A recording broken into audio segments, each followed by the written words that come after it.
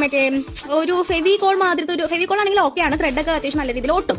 അപ്പോൾ അതെടുക്കാം, അല്ലെങ്കിൽ 1000 എടുക്കാം കേട്ടോ. അതിനുശേഷം നമ്മളിങ്ങനെ ആവശ്യമുള്ള നൂല് കട്ട് ചെയ്തിട്ട് ഇങ്ങനെ ഒട്ടിച്ച് കൊടുക്കുകയാണ് ചെയ്യുന്നത്.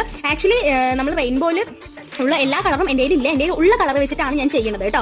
അപ്പോൾ റെയിൻബോ ഹെയർ ക്ലിപ്പ് ചെയ്യുമ്പോൾ എല്ലാ കളറും ഉൾപ്പെടുത്താൻ നിങ്ങൾ ശ്രദ്ധിക്കണം. എൻ്റെ ഇല്ലാത്തത് കൊണ്ടാണ്, എൻ്റെ സ്റ്റോക്ക് തീർന്നത് കൊണ്ടാണ് ഞാൻ നിങ്ങൾക്ക് കാണിച്ചു തരാൻ വേണ്ടിയിട്ട് ഉള്ള കളേഴ്സ് വെച്ച് ചെയ്യുന്നത്. അപ്പം പിന്നെ എനിക്ക് തോന്നി നമുക്ക് ആ ഒരു ഗമ്മിനെ വെച്ച് കട്ട് ചെയ്യുമ്പോഴൊക്കെ പെട്ടെന്ന് കട്ട് ചെയ്യാൻ കുറച്ചെങ്കിലും ഒന്ന് ഉണങ്ങി പിടിച്ചേ പറ്റുള്ളൂ. അപ്പം ഞാൻ വിചാരിച്ചു ഈ 8000 തന്നെ യൂസ് ചെയ്യാൻ. അപ്പോൾ അതിനുശേഷം ഞാൻ ഈ 8000 ആണ് യൂസ് ചെയ്യുന്നത്.